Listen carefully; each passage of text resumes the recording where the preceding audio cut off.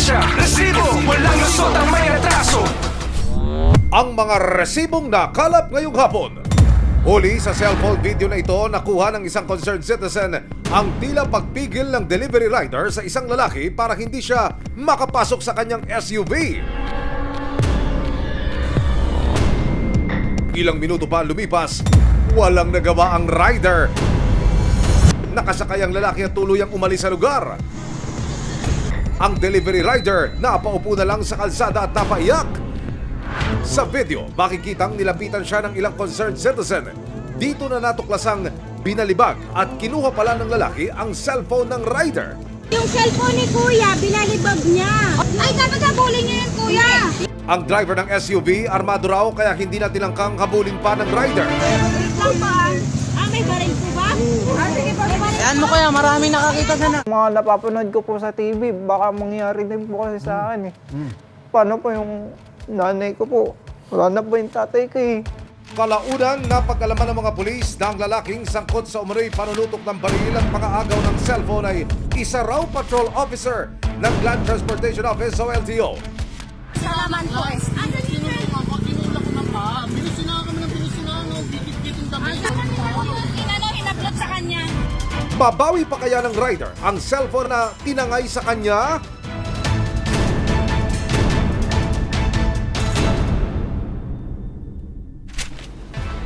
Isang ama mula sa Pasig City broken-hearted daw dahil sa pag-iwan sa kanya ng kanyang misis. Ang problema, ang pinagdiskitahan, sariling anak. Umiyak siya ng umiyak sa akin na, Tito, si Papa ganito ang ginagawa sa akin. Umiiyak siya, inakap ako. Nanginginig siya sa takot. Yung sakit po para sa akin yun. Yung nakasanak ko na ganun po, ginahasa po siya ng papa niya. Nagalit po ako nun kasi anak po niya yun. Matapos magtago ng 3 buwan, single and ready to mingle na raw uli ang suspect na si alias Ronnie. Kaya naman isang date ang ipinain ng Eastern Police District, District Special Operations Unit o EPD DSOU para mahuli ang suspect. Nasa na raw po yung subject? Nasa North Avenue na po, malapit na daw po. Mapa-swipe left o swipe right kaya siya? Anumang reklamo, bibigyan tugon. Bawat hinaing at problema, hakanapan ng solusyon. Ito ang bago ninyong sandigan, hindi palalampasin ang mga tiwali at maling gawi. Dito, walang ligtas ang abusado at lalong walang lusot ang may atraso. Dahil ang lahat, hahanapan natin ng resibo. Magandang hapon, ako po si Emil Sumangil. Isang di umano'y LTO patrol officer na kuha ng video na tila nakikipampambuno sa isang delivery rider. Ayon sa rider, tinutukan rin daw siya ng baril at tinangay ang kanyang susi at cellphone. Oh, sige, kwento mo. Ano ba nangyari? Nagde-deliver po ako nun, nasiraan po ako ng clutch. Tapos po, nagtanong po ako sa may nagtitinda po ng sisig kung saan po may nagpapagawa ng motor po sa Okay. malapit. Tapos di ko na po siya sinabi na tulungan niya ako, pero yung nagtulak po ako, sabi niya, sakay ka na para mabilis ka na makapagpagawa ng motor, tapos makabiyahe ka na. Mabuti na lang daw at may isang kapwa rider na nagbagandang loob at tinulak ang kanyang motorsiklo. Pero ayon kay Raymond, habang binabaybay nila ang Luzon Highway, isang silver na SUV ang bumusina sa kanila. Busina po siya ng busina, tapos kinat niya po kami. Tapos biglang lumabas po doon sa may sasakyan niya, sabi sigaw ng sigaw. Tapos sabi niya, akin na yung lisensya niyo, hindi niyo ba alam na bawal yung ginagawa niyo? Matapos bumaba sa sasakyan, ang lalaki bigla raw itong nagpakilalang tauhan ng Land Transportation Office o LTO. Dito na raw hinuli ng lalaki si Raymond at pilit na kinukuhanan ng lisensya. Tapos kinuha po yung susi ng motor ko. Tapos yung sabi niya kukunin niya yung lisensya, tinanggi ko po yun. Aha. Tapos nung hindi yung tinanggi ko po yun, bumalik po yung sasakyan, kumuha po ng baril. Tapos nilagyan po ng magazine, tapos sabay kinasap. Hindi ko na po na-videoan. Ang mga sumunod na eksena nakuna ng cellphone video ng isang concerned citizen.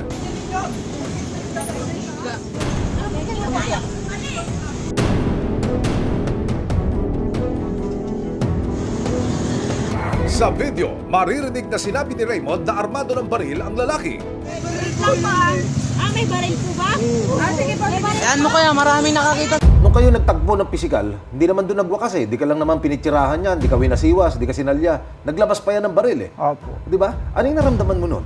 Yung time na naglabas po siya ng baril, so naano po ako, nanginig po yung ano ko po, katawan ko po. Oh. Kasi hindi ko po inaasahan eh.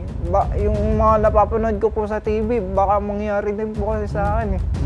Paano po yung nanay ko po? Wala na po yung tatay ko eh. Isinoli ng lalaki ang susi at lisensya ni Raymond. Pero ang cellphone na ginagamit niya sa pagnanegosyo ay dinangay daw ni Sir Officer. Paano mo nagtapos yung tagpo na yon? Naisipan ko po kahit nanginginig po, kumuha po ako ng cellphone para videohan po siya. Oo. Tapos sinaagaw po ng asawa niya sa akin. Pagkabalik ng susi, sabi, kinuha niya po yung cellphone ko, tapos minato po sa kalsada. Oho. Tapos yun na po yung nangyari. Yan po yung pinipigilan ko po siya kasi hawak niya po yung cellphone ko, ayaw niya po ibigay. Yun na po yung binalibag niya po, tapos kinuha niya po. Nang makalis ang lalaki, dito na napaupo sa gilid ng kalsada si Raymond at wala nang nagawa kundi umiyak. Abangan mamaya saan nakakantong ang alitan ng rider at nagpakilalang LTO officer. Wait lang ba? May baril po ba? Yung ginawa ko sa akin, pagkuha mo ng baril sa sasakyan mo. Hindi ko pwedeng itutok yun. Yung pamilya ko po, natatakot din kasi. Susunod, isang ama mula sa Pasig City broken-hearted daw dahil sa pag-iwan sa kanya ng kanyang misis. Ang problema, ang pinagdiskitahan, sariling anak. Nagalit po ako nun kasi anak po niya yun. May ebidensya, resibo, walang lusot ang may atraso. May ebidensya, resibo, walang lusot ang may atraso. Mister, iniwan ang kanyang misis. Ang higanti ni Mister, ginakasa raw niya ang sariling anak. Matapos magtago, natiktikan ng mga otoridad ang suspect. Ayon, single dad and ready to mingle na raw online. Kwento ng inang itatago namin sa pangalang Tessie. May 3 taon na mula nang mag-alsabalutan siya at umuwi sa Leyte kasama ang mga anak. Hindi na raw kasi niya matiis ang hirap na pinagdaraanan sa kamay ng asawang si alias Ronnie. Nung pupunta na po siya sa mga inuman, parang nagbago na po siya. Nagiinom, nagtatamad sa pagkabaho. January 2023, nagtungo raw si Ronnie sa Leyte para makipag-ayos sa dating asawa, pero si Tessie naka-move on na. Ayaw ko na po talaga mapapagpalikan po sa kanya. Dahil nga po sa tamad po siya magtrabaho dahil po sinasaktan niya po ako. Dahil dito, isinama ni Ronnie pa Maynila ang kanilang 3 anak. Kabilang na rito ang panganay na itinago namin sa pangalang Maricar, 13 taong gulang. Sabi niya makapag-aral daw sa Maynila. Pero pagdating sa Maynila, ayon sa kanyang bayaw, sa halip na alagaan, pinabayaan lang daw ni Ronnie ang mga anak. Kasi siya mag-aalaga. Hindi naman niya masustentuhan yung mga anak niya. Tapos pagpunta dito ng Manila, parang kinibali-wala na lang yung mga anak niya. Iniiwanan niya dyan sa gawaan, ako pa rin ang nagpapakain sa mga anak niya. Kwento pa ni Marvin, shot puno ang trip ni Ronnie araw-araw. Magiinom hapon, magsusugal, nag-online yun. Tapos hindi pa nga yung mga anak nakakakain, ang oras na doon makakakain na, kahit almusal wala. Babayaan niya na lang. Pero bukod sa bisyong alak, may iba pang balak si Ronnie. Madaling araw ng May 9, 2023, humahangos na nagsumbong kay Marvin ang pamangkin niyang si Maricar. Tumakbo sa akin dito si madaling araw, mga alas 4 yun. Nagsumbong sa akin na ginanyan siya ng papa niya, tinakpan yung bibig para walang makarinig. Kwento ni Maricar sa kanyang tito Marvin, pinagsamantalahan daw siya ng sariling ama. Napakasakit sa akin yun. Umiyak ako nang umiyak noon. Sabi ko, sana yung tao na yun, mahuli yun. Ba't niya yung ginawa sa anak niya, sarili niyang anak? Tumawag po yung kapatid ko po. Doon ko nalaman na ginihasa po. Mahirap po kasi wala ako dun sa tabi niya. Hindi ko po siya may comfort man lang yung nararamdaman niya. Alam kong masakit para sa kanya dahil hindi po karapat-dapat yung nangyari sa kanya. Ang batang si Maricar, agad dinala ng kanyang tiyo sa City Social Welfare Office ng Pasig City. Pero matapos ang krimen, tumakas si Ronnie at hindi na muling nagpakita. Ang sinampang kaso sa kanya is under Article 266-A of the Revised Penal Code. In relation ito sa Republic Act 7610, ito nga yung child abuse. June 2023, ibinaba ang warrant of arrest laban kay Ronnie sa kasong panggagahasa. Hinanap ng Eastern Police District, DSOU ang kinaroroonan niya. Doon natin nakita na active pa yung nickname niya na ginagamit niya sa Facebook, social media. At si Ronnie, single na raw at Ready to mingle? May ginamit tayo rito lady asset hanggang sa nagbi-video calling silang dalawa, kapalagayan ng loob. Kaya naman isang date ang ikinasa at ipinain ng Eastern Police District DSOU para malambat ang mailap na suspect. Susunod, Mr. na wanted sa kasong pagkakahasa sa mismong anak, magpakita kaya sa kanyang kadate? Yun na din po yung damit niya. Saan nakakantong ang alitan ng rider at nagpakilalang LTO officer? Wait lang ba? May baril po ba? Yung ginawa ko sa akin, pagbuha mo ng baril sa sasakyan mo. Hindi ko pwedeng itutok yun. Yung pamilya ko po, natatakot din kasi. May aksyon, may ebidensya, resibo, walang lusot ang may atraso. May aksyon, may ebidensya, resibo, walang lusot ang may atraso. June 2023, buwaba ang warrant of arrest para sa kasong pagkakahasa ni alias Ronnie sa kanyang sariling anak na si Maricar, 13 taong gulang. Sa impormasyon na nakuha ng Eastern Police District, DSOU, single and available na raw uli si Ronnie ayon sa kanyang status sa social media. Kaya naman isang date ang ipinain ng EPD DSOU para malambat si Ronnie. Mag-heart react naman kaya ang suspect? Yung mga naka 4 wheels pwedeng mag-park dito.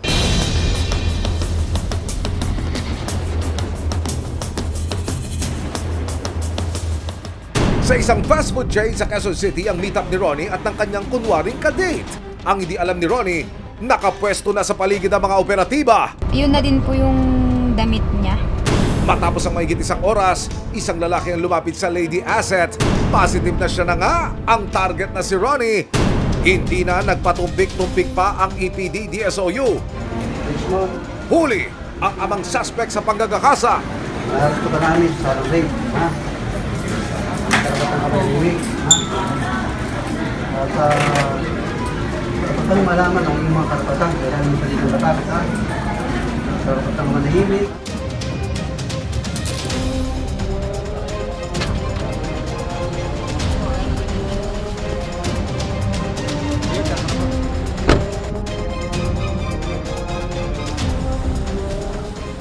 Nang makapareham ng resibo, ang suspect hindi niya itinanggi ang nagawang krimen. Ma'am, guilty po ako dyan, ma'am, kasi susurrender talaga ako.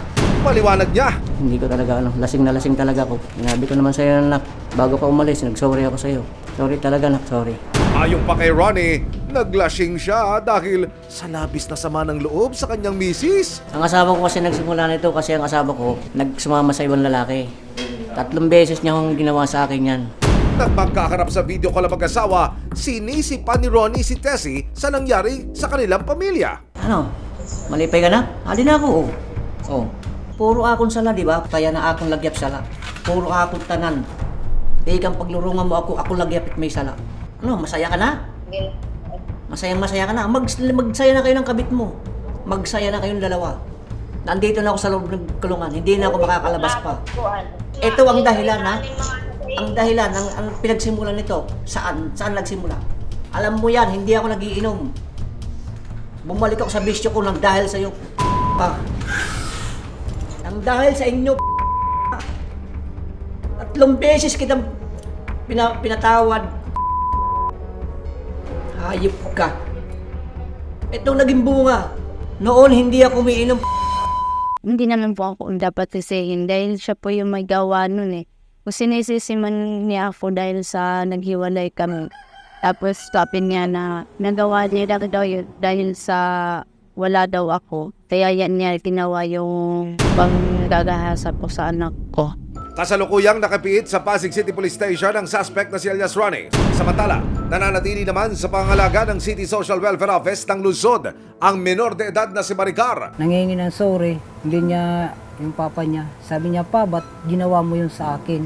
Sa pagkakahuli ni Ronnie, hiling ng pamilya ang tuluyang paghilom ng bawat isa, lalo na ang naranasan ng batang si Maricar. Napatulungan ko kita hanggang sa ma-resolve yung kaso, hanggang sa matapos yung problema natin. Hindi kita bibigyan, pangako ko yung spell. Grabe naman po si kuya, yung may-ari ng kotse. binagsak niya po yung cellphone. Ayun o. Caught on cam ang pagtatalo ng isang SUV driver at rider sa Bulacan. Nagpakilalang LTO officer ang SUV driver at hinuli raw nito ang rider na nasiraan sa gitna ng kalsada. Pero bukod sa panguhuli, kinuhanan din daw ng cellphone ng rider at hindi pala kontento ang driver. Kung yung makikita mga kapuso, sa mga sandaling ito'y pinipisikal na ng lalaking nakastripe, yung sinasabing LTO officer. Yung cellphone ni Kuya, binalibag niya. Ay, dapat nabulin niyo yung Kuya. Wait lang pa. May baril po ba? Sige po, may baril. Yan mo kaya, maraming nakakita na. Matapos ang insidente, agad na tumulog sa PNP San Jose del Monte, Bulacan ang rider na si Raymond. Ayon sa police report, nakasaad na nagkaroon ng matinding banta sa buhay ni Raymond matapos siyang harangin sa kalsada at subukan na kuhanan ng lisensya ng nagpakilalang LTO officer. Noong August 15, na-verify po namin lahat ng detalye ng tao. Meron na rin kaming mga natanggap na information na itong tao is assigned as LTO officer. Ngayon, pagdating po namin, i-verify po namin doon para makuha po namin yung buong detalye. Kasama po yung biktima para maturo kung sino yun. Agad naman po niyang na-verify yung tao at itinuro sa amin. Ang lalaking nakaalitan ni Raymond kinilala ng mga pulis na si Gregorio Glean. Nakumpirma ng San Jose del Monte Police na isang administrative aide ng Land Transportation Office o LTO, San Jose del Monte, Bulacan si Gregorio. Nakalagay din sa police report na nakitaan ng baril sa tagiliran si Gregorio na nagdulot ng matinding takot kay Raymond. Kasi as a public officer kami, kumbaga, hindi nakasibilyang ka ma'am. Papakita mo yung baril, talagang matatakot. May threat din. Ang resibong hawak ni Raymond sa kanyang reklamo, ang viral video kung saan kitang-kita kung paanong pinipilit bawiin ni Raymond ang kinuhang susi at cellphone mula sa nagpakilalang LTO officer. Nagkaroon ng kasunduan sa pagitan ng delivery rider na si Raymond Sario at ng LTO patrol officer na si Gregorio Glean sa opisina ng LTO. Sinasabi sa kasunduan na babayaran ni Gregorio ng danyo si Raymond na nagkakahalaga ng 24,000 pesos. Kasama sa halagang ito ang pambayad sa cellphone na sinira at kinuha ni Gregorio. Wala pong namagitan sa amin. Wala naman po kami magagawa kasi email po niyang biktima rin po yun. Kaya nga po nung nagsabi na pinaakyat po namin sa aming hepe. Doon po na sinabi ng aming hepe kung gusto mo ba yung ganyang usapan nyo na yan, yung kasunduan nyo na yan. Na umagri naman po ata yung biktima. Kapalit ng halagang ibinigay kay Raymond ang kasunduang wala na siyang legal na reklamo na isasampa laban kay Gregorio at ang pagpapabura ng video ng pangyayari online. Matapos ang kasunduan, si Raymond hindi pa rin daw masaya sa nangyari. Sabi ko, kulang pa to sa halaga ng sa cellphone ko. Tapos nung araw na hindi po ako nakabiyahe dahil sa wala na akong cellphone. Tapos po yung trauma po na ginawa niya po sa akin. Yung mga ilang araw po, bumabalik po ako dun sa LTO para mapakiusapan ko po siya na kunin ko po yung mahingi ko po yung cellphone. Sabi niya po, kung gusto mo talaga kunin to, bilhin mo lang sa akin ng 20,000. Parang pinapatubos niya po sa akin. Naku po, Mamang LTO officer, totoo ba ito? Sa tulong ng resibo, September 5, 2023, tuluyan ang nagsampa ng administrative complaint si Raymond laban kay Gregorio sa LTO main office. Yung ginawa mo sa kanya, pagkuha mo ng baril sa sasakyan mo. At nito lamang September 13, 2023, muling nagkaharap sina Raymond at Gregorio sa PNP, San Jose del Monte, Bulacan. Dito na humingi ng tawad si Gregorio sa nagawa niya kay Raymond. Ako naman kasalanan ko yung sinira ko yung gamit niya, kaya willing naman ako. Yun lang naman po hinihiling ko na yung pamilya ko po. Natatakot din kasi. Hindi, ba't matatakot? Magsabi ka kung magkano pa yung pwede natin itulong sa'yo, lapit ko na lang sa kanila, hihingi na lang din ako sa kanila. Parang tulong ko na lang din sa'yo. Para maayos na yan. Dahil po, isa din po akong anak na napakamanawin po sa magulang. Iintindihin ko po siya bilang tatay. Kasi tutusin lang, may mga anak din siya na umaasa sa kanya. Alam ko naman po yung mangyayari sa susunod dito kung ilalaban ko to. Baka sa kanya lahat ako. Nagkaayos man ang dalawang panig pero hindi pa rin daw makalulusot sa kaso si Gregorio. Hindi siya related sa patrol, hindi rin siya part ng law enforcement at the time of the incident. Sa regional office po is pwede siyang mag-suspend for a period of 3 months. Na-file nyo siya sa central office, so pwedeng yung action na yon is not just for suspension but also for revocation. After hearing, for drafting na yung resolution, for signature na kung ano po ba, kung suspension ba or revocation ang maipapataw sa kanya because of the road rage incident. Depensa ni Gregorio. Pag overtake ko, huminto ako, bumaba ako. Umovertake na rin jeep. Nakita ngayon ako ng mga driver, kilala kasi ako eh. Sabi niya, "Sir, hulihin mo, kanina pa yan." Yung ginagawa nila, wala silang pakialam. Na bumubusina na kami, hindi kami pinapansin. Eh ma'am, siyempre bilang isang LTO, sila na rin mismo nakita ako. Nilapitan ko. Paglapit ko sa kanila, sabi ko, bakit ganyan ang ginagawa nyo? Sir, nasira. Dapat hindi ganyan. Nagkukos kayo ng traffic. Sa huli, matinding pagsisisi ang nararamdaman ni Gregorio.